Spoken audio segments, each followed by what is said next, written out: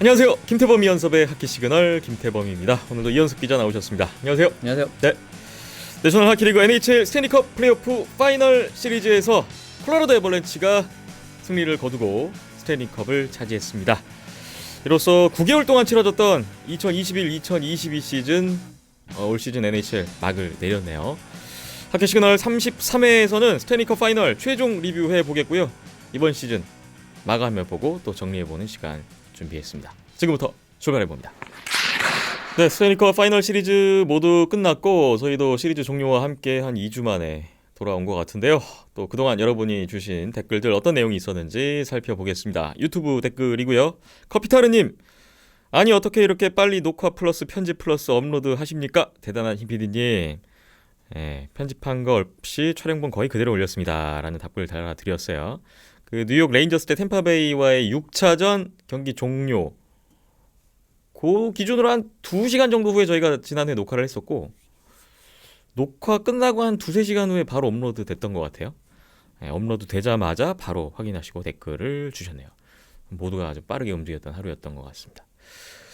민수킴님 댓글인데요. 레인저스 대 라이트닝 스코어보드가 상호간에 바뀌었을 것 같습니다 하셨습니다. 이게 빠르게 움직이다가 이런 사고가 난 거예요.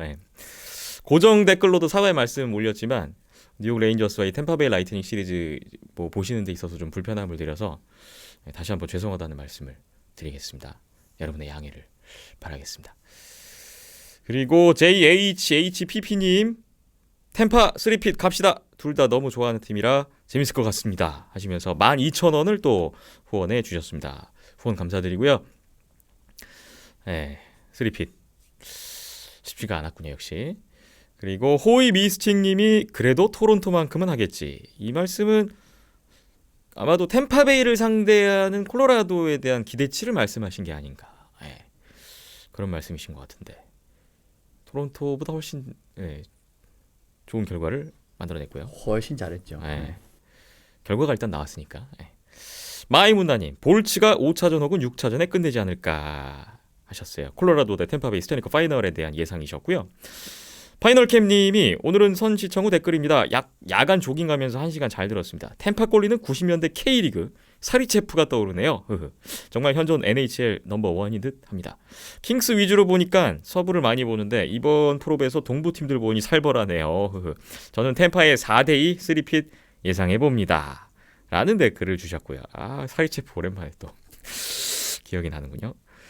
그리고 파인트리님이 레인저스 아쉽지만 다음 시즌을 기대하게 하는 모습으로 끝나서 만족합니다. 라프레니에르, 히틸, 카코, 꼬맹이 라인이 정말 귀중한 경험치를 얻은 시리즈였다고 생각합니다. 3핏!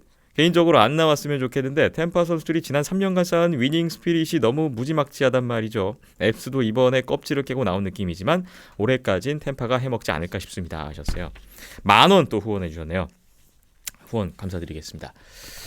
지금 댓글들 보니까 이현숙 기자님의 예상도 그랬었지만 템파베이가 우승할 것이다. 이런 예상들이 많았었어요. 하지만 결과는 달랐습니다. 역시나 예상대로 갈 때도 많지만 이 스포츠라는 게 뭐 예상대로만 가지 않는다는 거. 이게 또 스포츠의 재미이자 묘미가 아닐까 싶어요. 주재원님 댓글 보겠습니다. 피츠버그 펭귄스의 행보가 궁금합니다. 크로스비의 계약 기간 은퇴 시점, 은퇴 후 펭귄스는 어떻게 될지 궁금하네요. 그리고 현재 NHL 저지 21벌 모았는데 기자님은 저지 있으실까요? 라는 댓글이셨고요. 그 박김찬 PD가 답글로 그 유튜브 뉴트럴존 그다음에 예전에 저희 그 녹화했을 때 이현숙 기자님 저지 계속 바꿔가면서 입고 나오셨던 거 참고 자료로 링크를 걸어드렸고 최근에 뭐 뉴트럴존 채널 가셔도 계속 저지 바뀌는 거 보실 수가 있어요. 일단은 좀 여쭤보고 싶은 게 짧게는 당장 2022-2023 시즌에 들어가기 위한 피츠버그의 움직임, 또 길게 봐서는 크로즈비의 은퇴 후까지 바라보는 어떤 피츠버그의 미래라고 할 수 있겠는데 이 부분에 대해서 좀 궁금하신가 봐요. 크로즈비 계약 만년이 24-25 시즌까지이기 때문에 저는 개인적으로는 크로즈비가 계약이 이번 계약 끝날 때까지는 그냥 달리는 게 맞다라는 생각이 듭니다. 그러니까 말킨 선수라든가 지금 결국 이제 르탕 선수의 재계약이 어느 수준으로 되느냐 여기 이제 굉장히 관건이긴 한데 달려도 괜찮을 것 같아요. 그러니까 이제 뭐 말킨도 이제 한 3년 정도 돈을 좀 많이 챙겨주고 그다음에 르탕도 마찬가지로 한 뭐 2-3년 정도 조금 더 해도 그렇게 크게 나쁘지는 않을 것 같습니다. 결론적으로 말씀을 드리면 왜냐하면 일단 크로즈비 말킨을 보유한 것만으로 이제 피츠버그는 다른 팀들에 비해서는 어마무시한 그 이점을 가지고 있는 팀이고 그리고 제프 카터 계약도 아직까지 이제 내년이랑 그 다음 시즌까지 남아 있는 상황이기 때문에 한 3년 정도는 그냥 무리 없이 그냥 계속 그냥 달리는 선택을 해도 괜찮을 것 같아요. 그러니까 그 이후에 이제 크로스비의 계약이 만료가 됐을 때는 사실은 이제는 그때는 저는 개인적으로는 제 편을 해도 괜찮을 것 같은데 그때가 되면 이제 크로스비도 나이가 이제 37이 되게 되고 이제 말킨도 이제 38에다가 뭐 사실상 더 이상 너무 큰 그런 기대를 할 수가 없는 상황이기 때문에 물론 이제 크로스비가 좀 이제 홈타운 디스카운트 같은 느낌으로 이제 친정팀에 대한 배려로 좀 이제 그 연봉을 좀 깎아준다라고 하면은 이제 뭐 추가적으로 계약을 해야 되겠죠. 근데 아마 이제 몸 상태가 또 그렇고 그리고 기량적인 부분도 아마 이제 좀 이제 그 나이 때 되면은 떨어질 수밖에 없기 때문에 그 잘하던 손턴 선수도 이제 40 딱 찍고 난 다음부터는 조금씩 많이 떨어지기 시작을 했었거든요. 이제 크로스비 선수도 결국은 나이가 들어가면서 조금씩 이제 떨어지기 시작을 할 겁니다. 이제 그런 부분을 감안을 하면은 이번 계약이 끝난 이후에는 굳이 이제 이 세 명에게 목을 맬 필요는 없는 상황이 될 거예요, 아마. 이제 그리고 그 시점 같은 경우에 사실은 한 시즌 더 빠르게 올 수도 있습니다. 한 24, 25 시즌 이제 크로스비 선수의 계약이 거의 마지막 남았는데 정말 뭐 예를 들면 피츠버그가 막 희망이 안 보이는 상황이 사실 이제 그런 상황이 나오면 안 되겠지만 사실 나오지 말라는 법은 없지 않습니까? 예를 들면 뭐 말킨 선수도 부상으로 골골대고 그 다음에 르탕도 마찬가지고 뭐 크로스비도 이제 기량이 좀 떨어지는 게 완연하게 보이는 과정이 되게 되면은 이게 좀 그때 되면 좀 위험한 상황이 될 수가 있거든요. 그렇게 되면은 뭐 트레이드 카드로 선택을 할 수도 있는 거고. 뭐 이제 그런 부분이 있기 때문에 물론 이제 크로스비 선수는 사실은 피츠버그에서 진짜 선수로서 이룰 거 다 이뤘기 때문에 굳이 이제 다른 팀으로 가고 싶은 이유는 없을 거예요. 이제 그래도 이제 팀이 예를 들면 이제 앞으로는 이제 젊은 선수들을 이제 축으로 가야 되는 선택을 어느 시점에는 해야 되는데 저는 개인적으로 그 시점을 한 2024, 25 아니면 25, 26 시즌 그 정도 이제 크로스비 계약이 만료되는 그 시점을 딱 타이밍을 잡고 새 판을 짜는 느낌으로 지금 어쨌든 제이슨 저커 선수 이제 장기 계약을 했고 브라이언 러스트 선수 장기 계약을 했고 이런 식으로 좀 가릴 선수들을 좀 가려내고 있기는 하거든요. 이제 이런 느낌에서 이제 더 잡아야 될 선수 아니면 보내야 될 선수 이런 느낌으로 가면 될 것 같고 수비진의 지금 계약이 이제 좀 중간 유형 계약이 이제 뭐 한 3년 뭐 4년 5년 이렇게 남아 있는 것도 있고 1년 남아 있는 것도 있는데 뭐 그것도 이제 조금씩 빠지기 때문에 의외로 지금 피츠버그의 계약 상황을 보시면은 진짜 초장기 계약이 막 남아 있어가지고 예를 들면 정말 뭐 2029, 30 시즌까지 이런 계약이 별로 없어요. 그게 이제 그 정도 이제 있는 수준이 이제 존 머리노랑 이제 브라이언 러스트 정도 그 정도이기 때문에 뭐 캡이 그러니까 꼬일 상황은 좀 적다라고 보실 수가 있거든요. 그래서 결론 말씀드리고 싶은 건 장황하게 말씀드렸는데 크로스비 선수의 이번 계약 24, 25 시즌에 끝나는 요 계약까지는 그냥 좀 달려보는 것도 나쁘지 않을 것 같고요. 그리고 뭐 36, 7까지 뭐 크로스비 선수는 별 문제 없을 것 같으니까. 그래서 요런 느낌으로 가면 좋을 것 같고 저는 개인적으로는 꼴리는 어쨌든 한 명을 영입했으면 좋겠기는 하거든요. 어쨌든 자리는 어쨌든 올 시즌 좀 경기력이 좀 좋아졌으니까 적어도 이제 자리급 되는 선수, 자리보다 조금 더 좋은 선수를 데려와야죠. 그래서 이제 주전을 좀 양분할 수 있는 자원, 뭐 플레리 복귀도 생각을 해볼 필요도 있을 것 같기도 하고, 근데 뭐 저는 개인적으로 찬성은 하진 않습니다. 이제 뭐 보브롭스키 지금 트레이드설도 있고 이런 이야기들이 많기 때문에 꼴리 한 명 정도는 좀 필수적으로 이번에 어쨌든 보강을 해야 될 필요가 있지 않을까라는 생각이 듭니다. 크로스비 선수가 뭐 지금으로서는 다른 팀 이적한다는 건 좀 상상하기가 어렵긴 한데 뭐 지루 선수도 이적했는데요. 하긴 뭐 사람 일은 몰라요. 사람 일 알 수 없어요. 그 말씀을 막 들으려던 참이었는데 레이먼드 버크 씨도 이제 보스턴 브루인스의 레전드 선수였는데 이제 마지막에 원래 그분은 이제 컵을 들고 싶겠다는 그 컵을 들기 위해서 이제 떠난 부분이 있지만 그렇게 이제 프랜차이즈 스타가 의외로 이제 말년에 이렇게 또 정된 팀을 물론 이제 원클럽맨으로 이렇게 은퇴를 하는 것도 정말 이제 눈물겨운 장면이죠. 요즘에는 정말 뭐 거의 볼 수가 없고 그런데 개인적으로 크로스비는 좀 피츠버그 펭귄스 유니폼을 입고 은퇴했으면 좋겠습니다. 그러게요. 또 피츠버그 팬분들도 크로스비 팬분들도 그런 모습을 가장 바라지 않을까도 싶습니다. 저지 많으시잖아요. 네. 몇 벌 정도? 모르겠습니다. 셀 수가 없다. 예. 피츠버그 저지는 몇 개나 있으세요? 피츠버그는 하나, 둘, 셋, 네 벌인가 5번. 한 구단별로 한 4벌 5벌 아니 그 정도까지는 아니고 30개 구단 네. 별로 없는 것도 있습니다. 그렇다고 합니다. 예. 답변 드렸고요. 댓글 감사합니다. 다음 댓글 트윈스 LG님 조민호 선수 안타깝네요 유유. 그리고 커피타르님 투병 중인지도 몰랐습니다. 어이없고 황망에 멘붕한 상태입니다. 고인의 명복을 빕니다 하셨고요. 팟빵에서도 크론발드님이 조민호 선수가 별세했다는 소식을 듣게 되었습니다. 아직 한창의 나이에 너무 안타깝습니다. 하늘나라에선 부디 편히 쉬시길. 예, 댓글 주셨습니다. 지난 6월 15일이었습니다. 조민호 선수의 부고 소식이 전해졌는데 저희도 역시 처음에 그 소식을 들었을 때 너무나 놀라서 믿기가 어렵고 좀 멍해지는 그런 느낌이었는데요. 정말 안타까운 소식이었어요. 참 그동안 하키 선수로서 많은 분들에게 뭐 기쁨 또 즐거움도 많이 줬고 여러 가지 좋은 장면들을 많이 선사해준 조민호 선수에게 감사하다는 말씀을 전하고 싶고요. 다시 한번 삼가 고인의 명복을 빌겠습니다. 자, 여러분이 주신 댓글 다 살펴봤습니다. 이제 바로 스토닉컵 파이널 시리즈 리뷰 들어가 보겠습니다. 참여해주신 분들 감사합니다. 네, 2021-2022 시즌 NHL 올 시즌 다 끝났습니다. 스토닉컵 파이널 시리즈까지 모두 끝난 시점에서 저희가 오늘 마지막 시리즈 최종 리뷰를 지금부터 해보겠습니다. 이번 시즌 파이널은 콜로라도 애벌랜치 대 템파베이 라이트닝의 만남이었죠. 3연패를 할 것이냐 아니면 21년 만에 다시 컵을 들어올릴 것이냐, 두 팀의 맞대결 지금부터 간략하게 각 경기별 정리 한번 해보고요. 시리즈 돌아보는 시간 가져볼게요. 6월 16일 한국 시각으로 6월 16일에 1차전이 있었습니다. 1피리어드 초반 지나면서 콜로라도가 한 1분 30여 초 간격으로 란데스코그 니추시킨의 연속골로 2대0 앞서갔었는데요. 템파베이가 1피리어드 후반에 접어들면서 닉폴의 골로 추격을 했는데 콜로라도 레코넨의 5대3 파워플레이 골 3대1로 스코어가 또 벌어졌어요. 2피리어드 중후반 들어가면서 템파베이가 팔라트와 세르가초프의 연속골이 48초 간격으로 터지면서 3대3 동점이 됐고 3피리어드 득점 없었죠. 연장에 들어간 끝에 연장 1분 23초 만에 브라콥스키 선수의 골든골로 콜로라도가 4대3으로 연장승 1차전을 승리로 가져갔습니다. 1차전에서 콜로라도 카드리 선수와 코글리에노 선수가 부상으로 나오지 못했고요. 템파베이는 포인트 선수가 부상에서 돌아왔는데 도움도 하나 올렸어요. 콜로라도의 컴퍼 선수가 20세이브 3실점으로 승리를 거뒀는데 컨퍼런스 파이널 1차전 부상으로 이탈한 이후에 역시 복귀전에서 1차전 중요한 경기도 승리로 장식했습니다.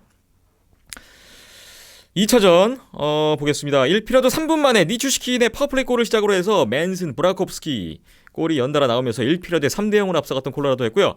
2피리어드에서도 니추시킨, 햄의 추가골이 있었고 3피리어드에서는 머카 선수가 쇼트핸디드 골에 파워플레이 골까지 7대0.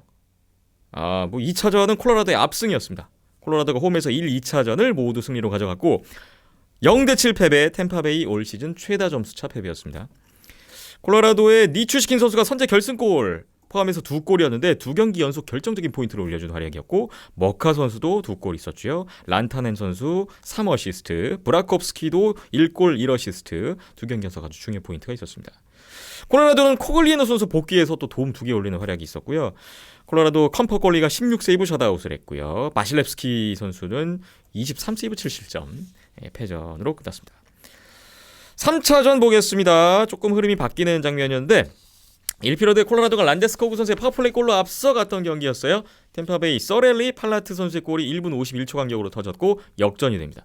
2피리어드 들어가서 폴의 추가골 이후에 다시 란데스코그의 파워플레이 골로 한 골 차가 승부가 이어졌었는데 스탬코스, 머룬, 페리의 파워플레이 골까지 3분 간격으로 따다닥 터지면서 템파베이가 달아났고 3피리어드에서는 이제 4골 차로 유지되면서 경기 끝났습니다. 최종 스코어 6대2 템파베이 승리. 원정에서 2패 후에 홈에서 시리즈 첫 승을 거뒀던 템파베이였습니다. 템파베이가 포인트 선수가 이날 이제 결장을 했는데 이후에 그냥 쭉 나오지 않았고요. 콜로라도도 브라콥스키 선수가 부상으로 이 경기부터 나오지 못했어요. 이번 시리즈 끝날 때까지 나오지 못했습니다.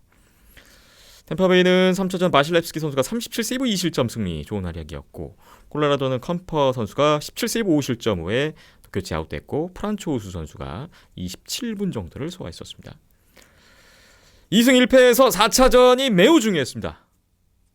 4차전 1피러드 시작 36초 만에 템파베이 서렐리의 선제골이 나왔는데 이 피러드에 콜로라도 맥키넌 선수의 파워플레이골로 동점이 됐고 5분여 만에 헤드만 선수의 골로 다시 템파베이가 앞서가는 흐름이었습니다. 하지만 콜로라도가 3피러드 3분 만에 또 초반에 코글리에노의 골로 다시 동점 만들었고 연장 가서 12분 02초 카드리의 골든골 결국 최종 스코어 3대2로 콜로라도의 역전승으로 끝났고요. 3승 1패로 콜로라도가 시리즈를 앞서갔습니다. 이날만 유슈탱수에서 39대 37 템파베이가 앞섰고요. 콜로라도는 카드리 선수가 부상에서 돌아왔는데 이 복귀전에서 또 연장 역전 결승골을 터뜨리는 활약이었고요. 템파베이는 체르나크 선수가 경기 도중에 부상으로 좀 빠지는 그런 경기였습니다. 5차전 보겠습니다. 1피러드에 템파베이 루타의 선제골이 있었던 경기였고요. 2피러드 콜로라도 니추시키 대 동점골 후에 3분여 만에 쿠체로프의 4대3 파워플레이 골 2대1로 템파베이가 앞서 나갔습니다. 3피러드 초반에 콜로라도 머카의 골로 2대2 동점이 됐는데 3피러드 6분여를 남겨놓고 템파베이 팔라트 선수의 골이 터지면서 결승골 3대2로 템파베이가 승리를 가져갔습니다. 벼랑 끝에서 원정 승리였죠. 시리즈를 6차전 홈 경기로 끌고 가는 템파베이였습니다. 템파베이 이날 루타 선수가 이번 플레이오프 첫 골 터뜨렸고 쿠체로프도 컵 파이널 시리즈 첫 골을 터뜨리면서 기사회생하는 그런 결과를 낳았습니다. 한국 시각 6월 27일 월요일이었습니다. 6차전입니다. 템파베이가 1피러드 초반에 스탬코스 선수의 선제골로 아주 기분 좋게 출발을 했었는데요. 2피러드 시작하자마자 콜로라도 맥키너의 동점골이 나왔고 2피러드 12분을 지나면서 콜로라도 레코넨 선수의 역전골로 2대1 콜로라도가 리드를 잡습니다. 3피러드 끝날 때까지 2대1 스코어가 그대로 유지가 됐어요. 최종 스코어 2대1로 6차전 콜로라도의 역전승이었습니다. 원정 6차전에서 콜로라도가 시리즈 4승째를 거뒀습니다. 6차전에서 콜로라도 맥키넌 선수가 동점골에 결승 역전골 때 도움까지 1골 1도움 그리고 레코넨 선수가 우승을 결정하는 역전 결승골을 터뜨렸는데 이번 플레이오프 8골 중에 4골이 결승골. 지난 시즌에 몬트리올에서 템파베이의 우승을 지켜봤었던 선수인데 이번엔 콜로라도 와서 우승을 또 결정짓는 아주 멋진 골을 터뜨렸습니다. 콜로라도 애벌란치가 결국 4승 2패로 파이널 시리즈 승리했습니다. 2001년 이후에 21년 만에 스탠리컵 우승 콜로라도 애벌란치였고요. 1996, 2001년에 이어서 통산 세 번째 우승이네요. 반면에 템파베이는 3년 연속 우승을 노렸습니다만 아쉽게도 3년 연속 우승은 실패로 끝났습니다. 많은 분들이 예상했던 것과는 다르게 콜로라도가 결국은 컵을 가져가게 됐습니다.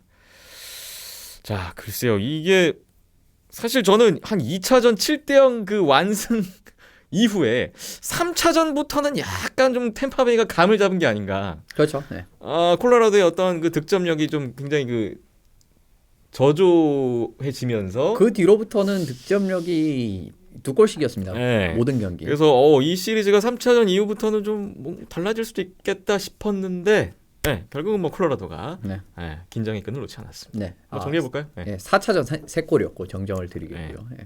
그러니까 득점력이 예전만큼 못 나오는 부분이 있었죠. 처음에 결국 이제 출발이 좀 좋지 않았던 부분이 템파베이 입장에서는 좀 이제 뼈아플 수 있지 않을까. 결국 이제 보라레나에서 2연패한 부분 같은 부분은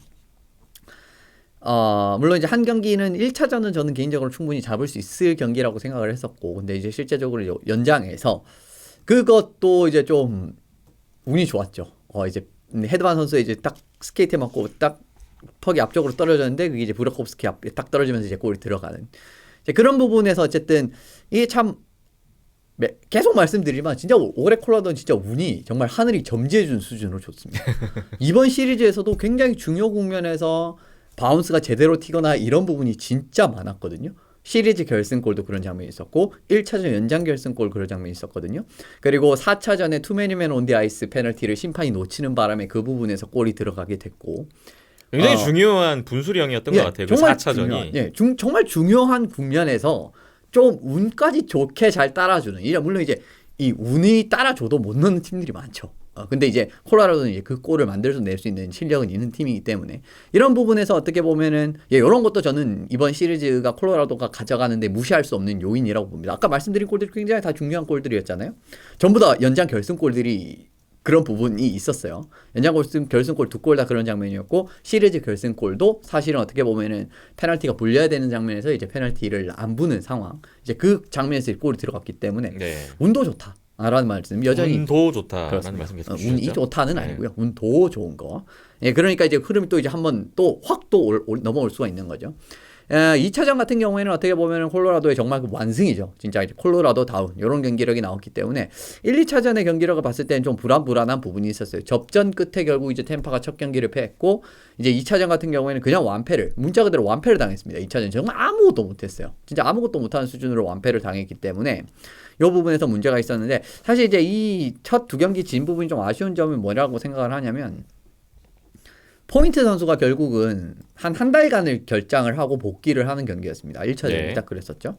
근데 이제 사실은 이제 저는 그 플레이오프 내내 이제 포인트 선수는 아마 굉장히 큰 부상을 달고 있을 것이다. 이게 이제 플레이오프 부상 업데이트 같은 경우에는 감독들이 이제 좀 이런 숨기는 경우가 많기 때문에 실질적으로는 그냥 아웃이라고 보셔야 됩니다라고 말씀을 드렸었는데 1차전은 복귀를 했단 말이에요. 그래서 전 좀 놀라긴 놀랐습니다. 이게 좀 보통 부상이 아닌 느낌이 있었고 그래서 이제 결국 이제 어저께였나요? 어저께 이제 인터뷰가 나왔는데 대퇴 사두근이 찢어졌다고 그러거든요. 그런 상황에서도 이제 1차전을 그냥 출장을 한 겁니다. 그러니까 우리가 일단 분위기를 탔고 스탠리컵 결승이고 1차전 굉장히 중요한 경기고 지금 2라인 3라인 조합도 탄탄해졌는데 그 과정에서 3라인의 포인트가 치고 들어오면은 이거 진짜 무서운 팀이 될 수가 있거든요.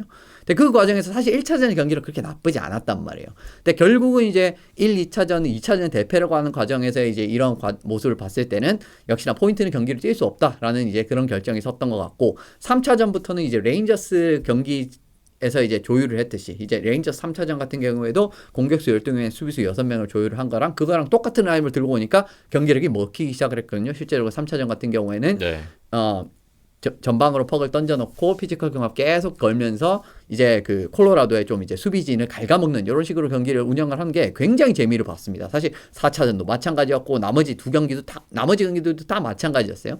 근데 결국 이제 템파베이가 올 시즌 그렇게 좋지 않았던 부분 같은 경우에는 좀 경기 내적인 기복 같은 부분도 있고 결국 지금과 같은 경기를 좀 압박을 초반부터 세게 넣으면서 경합을 가져가고 이런 게임 운영을 수행을 하다 보니까 경기가 흘러갈수록 3피어드 가면 갈수록 힘이 쭉쭉 빠지는 게 경기 눈에서 완벽하게 보였습니다. 체력적으로요? 예. 이제 좀 붙이는 느낌. 이제 초반에 몰아치는 느낌으로 그렇게 몰아치지는 못하는 경기들이 계속 나왔어요. 그러니까 초반의 분위기는 이제 집어넣어서 잡고 가는데 이게 이어지지 못하는 거죠. 그러면서 이제 그 퍼포먼스가 떨어지기 시작을 하고 그 과정에서 이제 따라잡히기 시작을 해서 이제 뭐 역전패를 당한다든가 아니면은 겨우 이걸 지켜가지고 이긴다든가 아니면은 2대2 동점에서 어떻게 3피리어드에 이제 한 번 딱 카운터 펀치 넣고 이기는 이런 느낌으로 이기는 그림이 많았는데 근데 이제 이런 부분은 어느 정도는 체력적인 그 부담이 있었다라고 보실 수밖에 없죠. 왜냐하면 템파베이 같은 경우에는 1라운드 7차전, 2라운드 뭐 스윕하고 올라오긴 했지만 3라운드에서도 결국 이제 굉장히 그 어려운 7차전까지 간 승부가 있지 않았습니까? 콜로라도 같은 경우에는 굉장히 좀 순탄했죠. 콜로라도는 이번에 플레이오프 4개 시리즈 중에 그 시리즈 내에서 리드를 내준 적이 한 번도 없었어요. 네. 4대0, 4대0, 4대2, 4대0이었으니까 경기 숫자가 아무래도 좀 적어지고 이런 부분에서도 아무래도 꽤 이점을 가져갈 수 있지 않았나라는 개인적인 생각을 해봅니다. 아무래도 이게 결국은 이제 남보다 경기를 좀 덜 한다는 거는 그만큼 이제 덜 갉아먹힌다라는 거잖아요. 피지컬적으로도 그렇고 이제 이런 부분도 어느 정도는 이제 이유가 될 수 있는 거죠. 그리고 콜로라도의 코어가 지금 템파베이 코어보다 더 나이가 젊죠. 게다가 스피드 게임을 훨씬 더 잘하고 트랜지션 게임을 잘하잖아요. 이제 이런 부분에서도 가만히 보시면은 좀 템파베이보다는 앞설 만한 그런 그 체력적으로 이제 점점 이제 가져올 수 있는 경기를 가져올 수 있는 이런 부분을 좀 볼 수 있었다라고 말씀을 드리고 싶고 템파베이는 사실은 마지막 경기에서 두 번째 골을 내줬어는 안 됐었다라고 생각을 해요. 그러니까 적어도 1대1 수준으로 끝났어야 5차전 같은 경기로 가져갈 수가 있는 그림이었는데 2대1로 역전을 당한 상황에서 3피리어드에 들어갔는데 3피리어드 진짜 아무것도 못했습니다. 왜냐하면 아까 앞서 말씀드린 대로 초반부터 밀어붙이는 선택지를 선택을 했기 때문에 가면 갈수록 이제 이 압박의 강도가 유지가 안 되거든요. 근데 그런 상황이 되다 보니까 3피리어드에 이제 체력에 많이 붙이는 장면이 사실 5차전, 4차전, 5차전 그런 데서 계속 나왔단 말이에요. 6차전도 똑같이 나왔거든요. 근데 리드를 뺏긴 상황이죠. 그러니까 더 마음만 조급해지고 패스는 더 연결이 안 되고 뭐 상대방이 지역 클리어 해버리면은 다시 들어와야 되는데 그거 이제 진입이 안 되고 이러다 보니까 계속 그냥 자기 발에 걸려서 넘어지고 이런 느낌이었거든요. 네. 그러다 보니까 결국은 이제 템파베이가 홈에서 패배를 할 수밖에 없지 않았나. 이번 시리즈 보면 콜로라도는 역전을 하는 힘이 있었고 템파베이는 역전하는 힘이 없었어요. 네, 그런 네. 것도 어느 정도는 있었죠. 근데 이제 바실렙스키 선수 말고는 사실은 마지막 6차전 3피리어드 같은 경우에는 정말 뭐 한 10분 동안 슈팅 2개밖에 못 쏘고 이게 뭐 추격을 해야 되는 팀이 이러고 있으면 안 되거든요, 사실은. 이런 부분에서도 사실 콜로라도를 상대로 이런 느낌으로 경기가 이제 펼쳐지면 이길 수가 없습니다. 이 정도로 이제 뭐 느슨하고 그냥 뭐 패스도 연결 안 되고 그냥 정말 이 올해 템파베이는 너무 기복이 심해요. 잘할 땐 너무 잘하는데 지금 이 6차전 3피리어드처럼 한 번 손발 안 받기 시작하고 뭐 한 번 안 되기 시작하면은 그냥 끝도 없이 꼬입니다. 올해 이런 경기들이 정말 많았거든요. 1라운드부터. 결국 이제 이런 부분도 이제 다 발목을 잡히지 않았나라는 말씀을 드리고 싶고, 콜로라도 같은 경우에는 사실은 이번 플레이오프에서 뭐 위기 같은 것도 굉장히 많기는 많았었죠. 부상자가 일단 굉장히 많이 발생을 했죠. 지라르 그리고 카들도 부상자이고, 결국은 이제 브라콥스키 선수 마찬가지고, 이 5차전부터는 이제 니추시킨 선수 이제 발이 정말 거의 이제 제대로 걸을 수가 없을 정도로 좀 이제 통증이 있는 상황에서도 이제 보조 자원들이 굉장히 잘 해줬습니다. 결국 이제 지라르 선수의 빈자리는 이제 그 바이럼 선수가 굉장히 잘 메우는 장면이 있었고, 근데 저는 개인적으로 말씀을 드리지만 만약에 지라르가 있었으면은 의외로 발목 잡히면서 올해 꼬였을 가능성도 있어요. 왜냐면 지라르 선수 같은 경우는 워낙 수비 지역에서 실수가 많고, 최근에 들면 지라르 선수가 수비 지역에서는 전혀 아무것도 정말 못하거든요. 이런 부분에서 지라르 선수를 근데 굉장히 많이 기용을 하잖아요, 베드너 감독이. 네. 이러다 보면 중요할 때 지라르의 실수로 한 골 먹히고 흐름 넘어가고 그런 상황이 작년 재작년에 계속 나왔었어요. 그럼 의외로 오히려 지라르의 부상 이탈이 우승으로 가는 긍정적인 요소로 작용을 했다, 뭐 이런. 그렇게까지 이제 단언할 수는 없는데, 근데 제가 이제 최근 2시즌 정도 콜로라도 계속 지금 2라운드에서 떨어졌었잖아요. 근데 그 과정에서는 지라르 선수의 굉장히 큰 실수가 많이 연관이 돼 있는 장면이 많았습니다. 지라르 선수가 그냥 수비 갈피를 못 잡는다든가, 피지컬에서 그냥 밀려가지고 그냥 네트 앞에서 포워드 들어오는데 아무것도 못 한다든가, 그런 느낌으로 너무 이제 맥없이 수비 지역에서 맥없는 플레이가 나오는데, 공격에서라도 그래도 좋은 모습을 보여야 되는데, 공격에서도 이제 플레이오프니까 이제 체킹이 타이트하게 들어오니까 막 잘리잖아요. 근데 공격에서도 이제 힘을 못 쓰고 이러다 보니까 이제 지라르가 굉장히 큰 독이 될 때가 있었는데, 물론 이제 지라르가 빠졌기 때문에 이겼다라는 건 아닌데, 지금 생각해 보면은 최근 한 2시즌, 3시즌이랑 좀 다른 점은 그런 것도 있었던 것 같아요. 그리고 이제 바이럼 선수가 물론 이제 바이럼도 아주 잘했냐 하면 그 정도는 아니었는데, 그래도 이제 지라르보다는 조금 더 잘하지 않았는가, 뭐 그런 생각이 좀 들긴 들고. 네. 그리고 뭐 다시 컴퍼와 또 카드리의 부상도 좀 있었죠. 그렇죠. 컴퍼 선수의 중간에 빠졌을 때 이제 프란초스 선수가 어떻게 저떻게 메우는 장면은 잘 나왔었죠. 이번 결승전에서도 사실은 이후에 1실점밖에 안 했었고, 그런 부분이 있었고, 카드리 선수 이제 부상이 나왔을 때는 이제 란데스코그 선수가 센터로 들어가거나 아니면은 란타네 선수가 센터로 이제 임시적으로 딱 들어가게 되면서 그 빈 공간을 어떻게든 메우려는 움직임이 있었단 말이에요. 그래서 결론적으로는 이런 부상자 공백 같은 부분도 좋았고,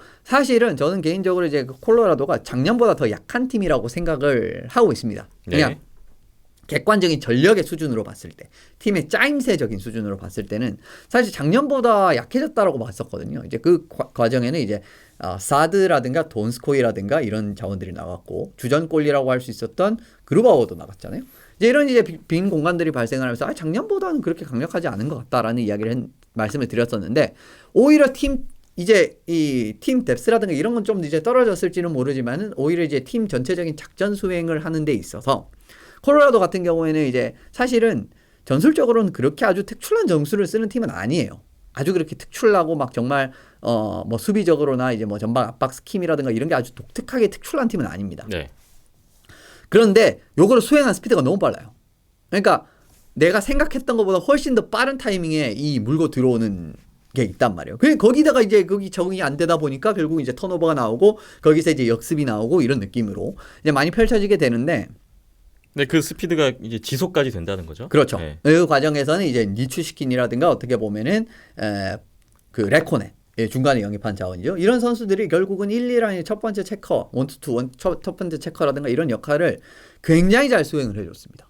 사실은 레코넨 선수가 뭐 돈스코이나 사드보다 훨씬 더 이제 좋은 커리어를 보낸 선수냐라고 하면 그건 절대 아니거든요. 오히려 근데 팀에 조금 더 잘 맞는 체제의 선수들, 그리고 데런햄 선수, 워낙 이제 그 스피디한 체커로 유명한 선수였죠.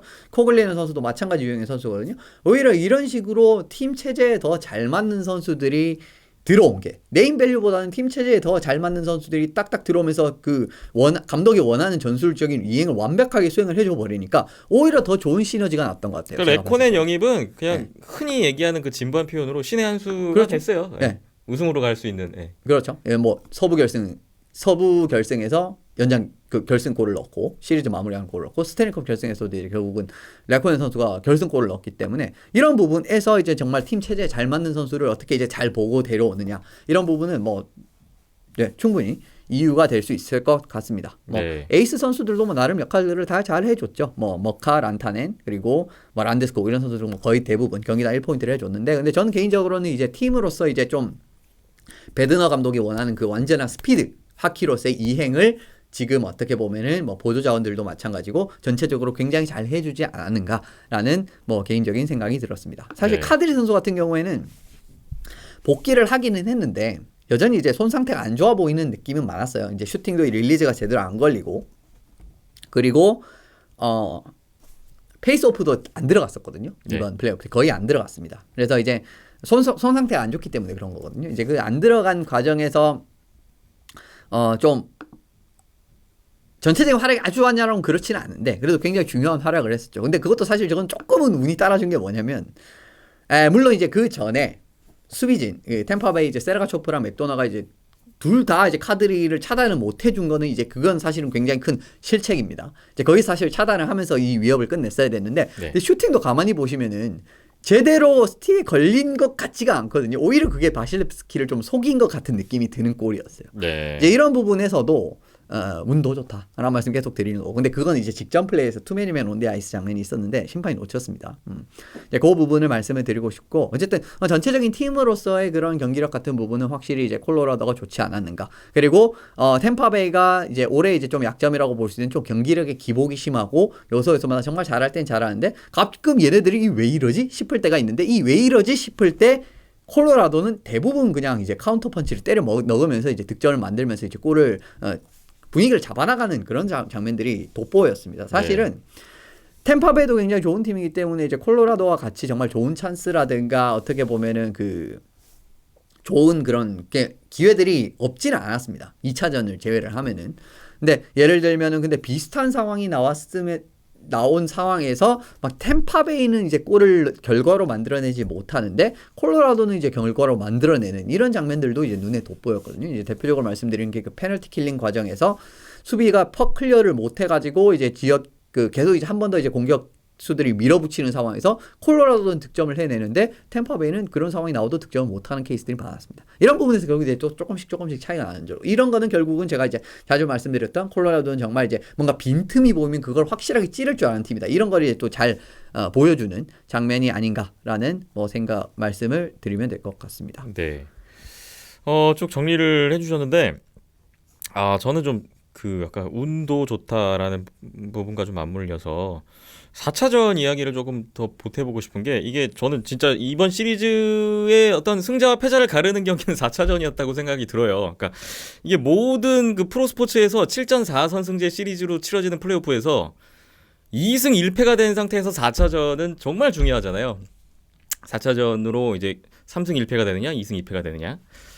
근데 사실 4차전 같은 경우에는 양팀 모두에게 이길 수 있는 어떤 그런 기회가 있었고 흐름도 있었는데, 그 말씀 주신 대로 콜로라도의 그 3골의 과정이 약간 그 의도치 않은 좀 행운이 섞인 뭐 맥키넌과 코글레리에노 선수의 앞선 2골도 그랬고, 그 마지막 카드리 선수의 연장 골든골 같은 경우는 뭐 투맨이맨이 선언되지 않았던 부분, 뭐 이런 것들을 종합해 봤을 때는 진짜 역시 올 시즌은 콜로라도가 어떤 우승을 할 수밖에 없는 그런 기운이 있지 않았나, 그런 생각을 하면서 또 한번 봤고요. 결국은 그 4차전의 승패가 시리즈의 승패, 템파베이가 다시 만회하기는 좀 어렵던 흐름으로 가지 않았나 싶습니다.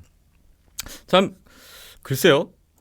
콜로라도의 이번 우승 과정은 그렇게 뭐 큰 고비가 없었던 것 같기도 해요. 네. 아까 뭐 제가 시리즈의 리드를 한 번도 내준 적이 없다 그랬는데 항상 1차전부터 잡고 갔고 어찌 보면 그렇게 고비 없이 어려움 없이 우승을 한 것 같은 그런 느낌도 물론 듭니다. 고비가 찾아올 뻔했었죠. 사실 이제 4차전을 만약에 패배를 했고 5차전에 정말 저는 처음으로 콜로라도 선수들이 정말 좀 당황하는 모습을 봤었거든요. 5차전? 3피리어드 마지막에. 네. 굉장히 당황하는 모습 많이 나오게 되면서 마음 조급해지고 막 투맨이맨 온디 아이스 페널티를 범하고 아니면은 뭐 진짜 옵사이드 막 계속 걸리면서 그 마음이 조급해져 가지고 이제 막 그 스텝이 꼬이는 모습을 제가 이번 플레이오프에서 콜로라도 경기를 보면서 그런 적을 느낀 게 거의 없었는데 세인트루이스전에서 한 경기 정도였던 것 같은데 처음으로 요거를 또 봤습니다. 그래서 사실은 4차전을 진짜 말씀대로 잡았다면은 4차전, 5차전 이런 식으로 연속으로 딱 잡아서 3연승을 하는 그림으로 딱 갈 수가 있었기 때문에 템파베이는 뭐 충분히 해볼 만한 그림으로 만들 수 있었는데 결국 이제 뭐 말씀대로 4차전에 결국은 좀 진짜 어떻게 이렇게 말씀드리면 계속 운이 좋다라는 말씀 계속 드릴 수밖에 없는데 근데 실제로 뭐 결과가 그렇게 나왔으니까요. 근데 이걸 결국 이제 운을 또 잡아내는 것도 이게 또 실력이기 그렇죠. 때문에. 근데 뭐 4차전뿐만 아니라 뭐 전체적으로 그동안의 과정을 보면 네. 뭐 경기 안에서의 고비는 있긴 있었죠. 뭐 뒤지고 있는 상황도 있었고 그렇죠. 하지만 이걸 계속 역전을 했다는 거죠. 역전승이 그렇죠. 많았다는 거. 네, 맞아요. 이건 정말 콜로라도의 강력한 힘이었고요. 네. 그러니까 그렇게 좀 운을 결국 이제 또 만들어내는 부분도 있는 거죠. 결국 이제 몰아치다 보니까 이제 그 과정에서 또 운이 따라오는 거고 이제 그런 느낌에서 이제 몰아치다 보니까 상대방이 뭔가 실수를 하게 되는 이제 크게 큰 이제 그 뭐라고 해야 될까요? 대가로 상대 입장에서 큰 대가로 그러니까 실점으로 바로 연결돼 버리니까 이런 부분도 있기 때문에 어쨌든 콜로라도는 진짜 올해 저는 개인적으로 우승을 해야 된다고 봤었습니다. 그러니까 네. 올해 이 기회가 왔을 때 무조건 잡아야 된다. 내년부터는 알 수 없다. 라는 말씀을 드릴 수 있는 게 뭐냐면 센트럴 디비전에 정말 상성이 나쁜 팀이 있죠. 댈러스 스타스. 올해 댈러스 스타스 감독으로 피트 더버거 감독이 부임을 했습니다. 피트 더버거 감독이 이제 그 베이거스 골든 나이츠 감독하면서 또 이제 콜로라도를 플레이오프 이런 데서 기가 막히게 잡아내던 감독 아니겠습니까? 네. 같은 디비전 들어와 버렸어요. 이런 느낌도 있고 그리고 이제 하나의 이제 뭔가 이제 체제라든가 뭐 유행하는 이제 스피드 게임이라든가 이런 부분이 그 평생 재미를 볼 수가 없거든요. 그러니까 조금씩 하면서 팀들이 다 익숙해지고 조금씩 대응책을 찾고 그런 느낌으로써 힘이 조금씩 빠질 수밖에 없어요. 근데 콜로라도는 최근에 굉장히 업템포 게임으로 한 몇 년간 굉장히 많이 재미를 봤던 팀이죠. 그렇기 때문에 올해 이제 좀 가져갈 필요가 있고 그리고 왜 이런 말씀 또 드리냐면 미네소타도 더 나쁘지 않을 거고 세인트루이스도 나쁘지 않을 거고 댈러스는 그냥 아주 상성이 나쁜 감독이랑 팀 컬러를 가지고 있는 데다가 내슈빌도 사실은 정규 시즌에 만났을 때 그렇게 전적이 좋지가 않았죠. 그리고 위니펙 같은 경우에도 올해처럼 그렇게 정신 못 차리지 않을 겁니다. 같은 디비전에도 이렇게 이제 쟁쟁한 팀들이 많은데 퍼시픽 넘어가 보면은 캘거리도 어느 정도 이상 할 수 있다는 거 보여줬죠. 맥데이비드랑 드라이제트도 결국은 서부 결승까지 이렇게 두 명의 힘으로 찢어 올라갈 수 있다는 것도 보여줬죠. LA 킹스 젊은 선수들을 이제 딱 채워지면서 가능성 보여줬죠. 베이거스 골든 나이츠가 2년 연속 돌불에 걸려 넘어질 것 같지는 않거든요. 그래서 정말 어려울 수가 있는 겁니다. 그러니까 내년 같은 경우에 그래서 올해 이렇게 기회가 왔을 때 이게 진짜 우주의 기운도 이제 찾아온 게 아닌가라는 생각이 좀 들기는 드는데 그 부분을 잡았다라는 거는 정말 뭐 축하할 일이지 않나라는 생각이 듭니다. 그렇죠. 최근 한 3년간 계속 뭐 콜로라도 하면 가장 많은 사람들이 그 예상하는 우승 후보 항상 뭐 제일 먼저 나오는 그 팀이었는데 실제로 정규 시즌 내내 거의 뭐 최상위권의 어떤 전력을 보여줘 왔던 최근 몇 년간이었고 뭐 그런 가운데서 이렇게 우승을 했다는 건 뭐 어찌 보면 이제 뭐 올 것이 왔다. 네. 그렇죠. 네. 기회를 잘 잡은 것 같고요. 콜로라도 팬분들에게 또 축하를 전합니다. 네.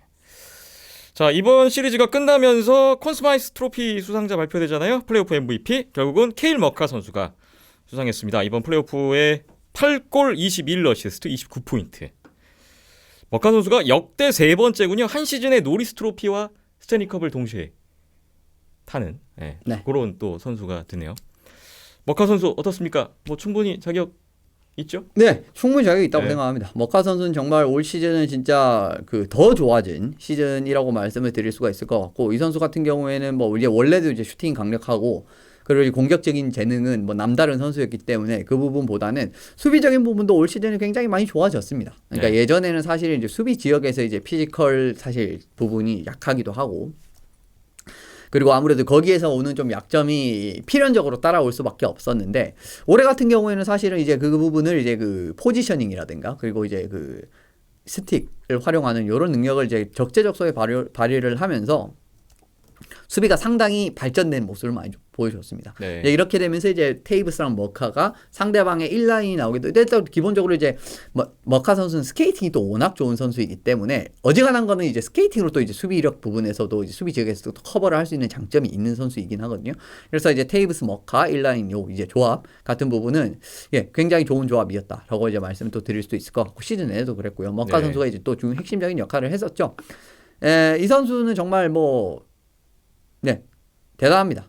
뭐 스케이팅 능력 같은 부분부터 시작을 해서 그래서 뭐 점점 이제 기량이 더 좋아지고 있는데 뭐 노리스 트로피, 콘스마이스까지 또 수상을 했고 올해 또 스탠리컵까지 들었기 때문에 지금 이제 23살밖에 안 됐는데 앞으로가 더 이제 기대가 되는 자원이지 않나라는 생각이 들고 어쨌든 내년에도 콜로라도는 맥키넌, 란데스코그, 니추시킨 이제 재계약이 필요하고 뭐 란타넨, 머카 이런 선수들이 결국 이제 아직까지는 20대 좀 중반이죠. 아직까지 중반이죠. 이제 네. 란데스코그는 이제 내년 시즌에 30살이 되긴 합니다만 그래도 20대 이제 중반에 들어가 머카 24살이니까 이제 그런 느낌으로 들어가고 이제 바이럼도 이제 조금씩 올라온 느낌이 되고 있기 때문에 뭐 지라르도 어리고 그래서 콜로라도 팬분들은 역시나 공격적인 컬러 같은 부분을 유지하는 거는 걱정을 하지 않으셔도 될 것 같다. 네. 그리고 이제 수비적인 부분에서도 이제 머카 선수는 앞으로도 계속 이제 뭐 노리스라든가 뭐 정말 계속 이름을 올리는 그런 이제 자원이 될 수 있을 것 같아요. 그래서 앞으로의 이러한 활약도 좀 많이 이제 기대가 되지 않나라는 뭐 그런 생각을 해봤습니다. 네. 그리고 콜로라도의 우승을 이끈 그리고 콜로라도의 이런 팀 컬러를 만든 사람이 바로 제라드 베드너 감독이라고 할 수 있는데 콜로라도 부임 6년 만에 개인적으로는 첫 스탠리컵 우승 감독이 됐습니다. 베드너 감독은 ECHL, AHL, NHL에서 모두 우승을 경험한 역대 최초의 감독이 되었다고 하네요. 베드너 감독에 대해서 한 말씀 또 평을 해주신다면. 네, 베드너 감독 같은 경우에도 사실은 정말 이제 밑에서부터 이제 쭉 올라와서 이제 이렇게까지 결과를 냈었던 이런 부분은 정말 대단한 감독이지 않나라는 말씀을 드리고 싶습니다. 근데 사실은 저는 너무 공격 일변도의 하키를 선보였기 때문에 그 과정에서의 너무 원 패턴으로만은 이기는 데는 한계가 있지 않을까라는 부분을 베드너 감독의 이제 그 지휘 체제에서 조금은 말씀을 자주 드린 바가 있었는데, 근데 뭐 올해 같은 경우에는 큰 이제 위험 없이 어쨌든 이제 굉장히 빠른 템포, 정말 이제 압박 빠르게 들어가고 그리고 뭐 공격 전개 스피드도 이제 좋은 스케이터들이 너무 많으니까 템포가 굉장히 빠르서 이걸 따라가지 못하거든요, 다른 팀들이. 이런 부분의 체제를 닦은 것으로 어떻게 보면 저는 이제 이러한 기반을 딱 닦은 감독은 최근 들어서는 마이크 설리번 감독이 정말 요런 그걸로 이제 처음으로 재미를 봤던 최근에 또 재미를 봤었죠. 이제 결국 이제 피츠버그가 이제 2연패를 하게 되면서 그 뒤로부터 이제 팀들이 어떻게 보면은 속도전을 좀 강조하는 거를 이제 훨씬 더 강조를 하는 느낌으로 팀이 많이 짜여지고 있죠. 지금은 콜로라도 마찬가지고 뭐 토론토 같은 팀도 이제 전체적으로는 그런 느낌으로 볼 수가 있고요. 그래서 결국은 이제 이런 트레인드 같은 부분에서 이제 그 베드너 감독도 전체적인 이런 팀을 조율을 하고 그리고 이제 세킥 GM도 결국 이제 선수로서도 이제 스탠리컵을 들었고 지금 GM으로도 이제 스탠리컵을 들게 되는데 세킥 GM도 결국 이제 드래프트도 잘하고 뭐 전체적으로 이제 영입을 하는 과정에서 이제 이 베드너 감독의 체제에 딱 맞는 자원들을 딱딱딱 영입을 잘 해주고 이런 느낌으로 가다 보니까 베드너 감독도 이제 어느 정도 당연히 대단한 업적을 쌓았지만 세킥 GM도 대단한 뭐 마찬가지로 같이 거의 뭐 감독 매니지먼트가 합심해서 정말 좋은 결과를 잘 만들어내지 않나라는 생각이 들어요. 그래서 전에 사실은 이제 그 스탠리컵 지난번에 우승을 했을 때 콜로라도가 2001년에 우승했을 때 밥 하틀리 감독이었지 않습니까? 밥 하틀리 감독도 이제 AHL에서 이제 우승도 했었고 이제 NHL에서도 우승을 한 감독이었죠. 거기에다 이제 KHL까지. 그렇죠. 근데 어쨌든 이번 베드너 감독도 이제 ECHL은 좀 다르긴 하지만 AHL 이제 뭐 NHL 이런 식으로 이제 또 두 번째 우승한 감독도 이런 식으로 좀 어떻게 보면은 밑에서부터 좀 우승 그 커리어를 다지면서 올라왔는데 성과를 냈다라는 것도 이제 좀 재밌는 공통점이 있는 것 같습니다. 그렇군요. 자, 뭐 선수들, 코칭 스태프, 프런트 뭐 모두가 합심한 결과겠죠. 모두의 승리, 모두의 우승. 콜로라도 애벌랜치가 2021-2022 시즌 스탠리컵 우승을 차지하면서 이번 시즌 모두 끝났습니다. 참 그 시즌 끝나고 나면 아쉽잖아요. 좀 네. 허탈하기도 하고 이제 더 이상 경기가 없다라는 느낌. 그렇죠. 네. 좀 시즌을 돌아보면서 한 말씀씩 좀 소감을 나눠보는 것도 괜찮을 것 같아요. 뭐 올 시즌 쭉 보시면서 뭐 가장 기억에 남는 인상적이었던 팀이라든지 선수 뭐 좀 어떤 인상을 받으셨는지. 올 시즌은 제가 생각했던 그림으로 흘러간 게 거의 없었던 것 같아요. 그렇죠. 콜로라도 우승이 나왔으니까 네. 일단. 일단 저는 이제 콜로라도와 같은 팀 컬러를 가진 팀은 쟤는 이제 입버릇처럼 우승하기에는 좀 한계가 있다라고 항상 말씀을 드렸잖아요. 네. 그리고 실제로 최근까지는 그런 결과가 나왔고, 그리고 올해 플로리다도 이제 2라운드에서 고꾸라지는 그림에서도 이런 걸 어느 정도는 보셨을 거라고 생각을 합니다. 근데 결국은 이제 제가 이 좀 사실은 이제 뭐 플레이오프를 보면서도 좀 이제 맞는 그림으로 이제 이렇게 딱 그 말씀을 드릴 때가 있는데, 올해는 별로 그런 게 없었던 것 같아요. 올해는 뭐 결과는 맞았지만은 과정은 완전히 그냥 말이 안 되는 느낌으로 나온다든가. 그리고 저도 중간에 말씀드렸지만 네. 정말 플레이오프 보면서도 이거 잘 모르겠다. 이거 그죠? 흐름이. 네. 아니 2차전 7대 0으로 그렇게 완패를 했는데 3차전부터 템파베이가 또 그렇게 바뀔 거라고는 그렇죠. 쉽게 예상을 못 했었거든요. 네. 그래가지고 올해는 정말 뭐 정규 시즌도 좀 그랬었고, 정규 시즌도 제가 이제 좀 큰 폭으로 좀 많이 이제 좀 빗나간 이런 것들도 있었잖아요. 이런 부분에서도 진짜 올해 보면서 이 정도까지 예측이 안 됐던 적은 진짜 오랜만이었던 것 같아요. 네. 그러니까 어떻게 될지가 아예 그림이 잘 아예 안 그려지는 네. 이런 부분 같은 부분도 지금 돌이켜 보면은 그런 게 제일 먼저 생각이 납니다. 그래서 물론 이제 뭐 재밌는 이제 뭐 시나리오라든가 뭐 이제 그런 것도 많았고 했는데, 제가 먼저 생각나는 거 그거네요. 좀 제가 그냥 이 일반적으로 이제 이렇게 쭉 보면서 이제 그러한 부분에서의 결과를 도출하는 과정에서 이런 그림이 되면은 대충 이런 느낌으로 흘러가겠지라는 그런 그림이 안 맞았던 게 올해 너무 많았던 것 같아요. 그래서 좀 인상에 많이 남는 그런 시즌인 것 같습니다. 그만큼 좀 예상하기가 어렵고 네. 변화무쌍했던 네. 변수가 좀 많았던 그렇죠. 그런 시즌이라는 말씀이신 것 같아요. 저는 저도 여러 가지 장면들이 기억이 나는데, 저는 이제 끝나고 나니까 그 장면이 좀 이제 콜로라도 우승했던 그 시즌 2022년 하면 그 장면이 좀 기억에 날 것 같은 게, 그 마지막에 6차전 때 3피리어드 종료 직전이었어요. 란데스코그 선수가 템파베이 어느 선수가 때린 건지 모르겠는데 슈팅을 이렇게 발을 뻗어서 스케이트에 맞고 이제 스케이트 날이 빠진 상황에서 이렇게 벤치로 기어 들어갔던 장면이 있었거든요. 그게 진짜 이 마지막에 우승을 지켜야겠다는, 리드를 지켜야겠다는 그런 어떤 그 간절함, 절실함 같은 게 좀 느껴져서 기어서 란데스코크 선수가 이렇게 들어가는 장면, 동료들이 이렇게 또 부축해주고 이런 장면들이 좀 많이 콜로라도 우승 2022년 하면 좀 기억에 남을 것 같아요. 예. 굉장히 좀 인상적인 장면으로 기억에 남을 것 같습니다. 자, NHL은 잠시 또 쉬었다가 2022-2023 시즌이 오겠죠. 지금 벌써부터 각 팀들이 새로운 감독들이 부임하고 여러 가지 소식들이 나오고 있는데, 올 시즌 끝난 거는 잠시 아쉽긴 하시겠지만 또 조금만 기다리시면 또 새로운 이야기들이 펼쳐질 테니까 NHL 팬분들은 지금의 아쉬움을 잠시 뒤로 하시고 조금만 더 기다리시면 또 새로운 시즌 또 만끽하실 수 있는 시간이 오시지 않을까 싶습니다. 예, 또 금방 옵니다. 네. 은근히 이제 이게 끝이 안 날 것 같은데, 은근히 좀 있으면 벌써 시작한다 그러네 막 이래요. 네. 그렇기 때문에 은근히 또 금방 오기 때문에 너무 또 슬퍼하실 필요는 없지 않나라는 생각이 드네요. 네. 한 시즌 NHL 이야기 여러분과 함께 나눴던 하키 시그널 33회 이번 시즌 마지막 또 회차가 됐군요. 자, NHL 이번 시즌 종료와 함께 하키 시그널도 일단 33회를 끝으로 잠시 마무리를 해보려고 합니다. 이번 여름에는 온더스포츠 사무실 이사 계획도 있고요. 온더스포츠도 좀 잠시 정비의 시간을 가질 예정이에요. 그리고 오늘 또 중요한 발표가 하나 있죠.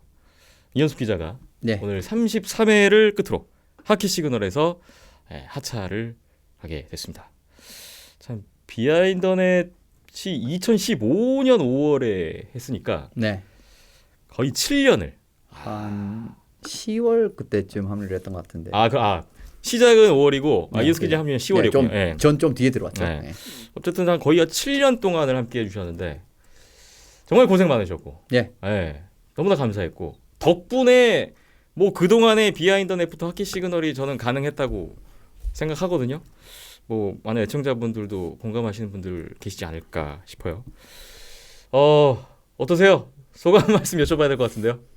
네, 뭐 네, 돌아보셨을 때. 뭐 항상 힘들죠 이런 거는. 근데 좀 뭐 한계를 느꼈습니다 결국은. 올해 좀 하는 과정에서 좀 개인으로서의 한계를 좀 느낀 시즌이 아닌가. 여러 부분에서 네. 그런 부분이 많이 들었기 때문에 올 시즌 끝으로 좀 하차를 하는 결정을 했고요. 분명히 이제 이 뭐 추후의 방침을 가지고 계시겠지만 뭐 저는 항상 그런 생각 가지고 있으면 저보다 훨씬 더 좋은 내용을 가지고 그리고 저보다 훨씬 더 내공도 뛰어나고 더 좋은 내용을 말씀하실 분이 분명 어디에 계실 거예요. 그렇기 때문에 큰 걱정은 하지는 않겠습니다. 다 이제 앞으로도 더 좋은 이런 프로그램을 마련할 수 있을 거라고 생각이 들고 어쨌든 네. 한 돌이켜 보면은 진짜 7년이나 된지는 뭐 자각을 거의 잘을 못 하고 있었는데 물론 뭐 뒤돌아보니까 그 정도의 시간이 지났는데 뭐 많은 걸 만들어 줬습니다. 예. 네. 많은 걸 만들어 준 거라고 생각을 합니다. 저는 이제 저에게 있어서도 이 좀 뭐 미약한 하나와 어쨌든 뭐 하키 커리어에서 좀 이어가는 부분에서도 뭐 은인과 같은 존재라고 생각을 하고 있기 때문에 이제 이런 부분은 항상 감사의 말씀을 전해드리고 결국 개인적인 사정이 된 거죠. 이제 이런 부분으로 이제 네. 앞으로는 뭐 뵙지 못하게 되게 됐습니다만은 뭐 항상 청취자분들이나 관계자분들 뭐 항상 건강하시고 그 즐거운 하키 관전이라든가 하키 라이프를 좀 누리셨으면 하는 그런 바람이 있습니다. 그러면 네. 뭐 전 여기서 물러가 보고 언젠가 다시 뭐 인연이 있다면 다시 한번 있을지는 모르겠지만 아무튼 말이 잘 그 정돈이 안 되는데 마지막으로 감사하다는 말씀 마지막으로 남기고 물러가도록 하겠습니다. 네. 저도 연습 기자님 덕분에 뭐 계속 하키에 대해서 많이 배워왔고 지금도 배우는 중인데 물론 이제 하키 시그널에서는 더 이상 뵙지 못하는 게 많이 아쉽죠. 예. 하지만 뭐 개인적인 또 계획이 있으시고 앞으로의 또 각오가 또 있으실 테니까 그리고 또 뉴트럴존 유튜브 채널은 계속 하고 계시잖아요. 예, 그쪽을 통해서 또 하키 시그널에서 뵙지 못하는 그런 아쉬움을 충분히 그 이상으로 해소할 수 있지 않을까 싶으니까 여러분 뉴트럴존 채널 계속해서 또 많은 또 관심 성원을 부탁드린다는 말씀을 좀 드리고 싶습니다. 어쨌거나 항상 건강하시고 항상 응원하겠습니다. 네. 저도 뭐 뉴트럴존 많이 찾아갈 거고 네. 또 뭔가로 다시 만날 수 있는 기회가 분명 있을 거다. 네. 그렇게 생각하면서 이만 인사를 드리겠습니다. 자, 하키 시그널 글쎄요. 시즌 2 하냐 마냐 그 여부와 더불어서 지금 여러 가지 지금 뭐 구상 중입니다. 박힘찬 PD의 머리가 매우 지금 복잡할 것으로 저는 생각이 되는데 제 머릿속도 지금 매우 복잡합니다. 과연 이임섭 기자 없이 하키 시그널이 가능하냐? 이런 좀 걱정도 있고 뭐 어쨌거나 여러 가지 그 추후 콘텐츠에 대한 어떤 방향과 포맷 그런 것들은 뭐 구상 중이고 논의 중이니까 한번 좋은 결과를 한번 도출해 볼 수 있도록 노력을 해보겠다라는 말씀드리고요. 어쨌거나 애청자분들 하키 시그널 한 시즌 또 함께 해주시나 너무나 고생 많으셨고 감사했고요. 모두들 건강한 여름 보내시고 조만간 다시 찾아뵐 수 있기를 바라겠습니다. 그동안 많은 관심과 또 애청 댓글 참여, 후원, 성원 보내주신 모든 분들께 다시 한번 감사의 말씀을 드리겠습니다. 하키 시그널 33회 이만 물러가겠습니다. 지금까지 이현석 기자, 저는 김대호였습니다. 함께해 주신 여러분 고맙습니다.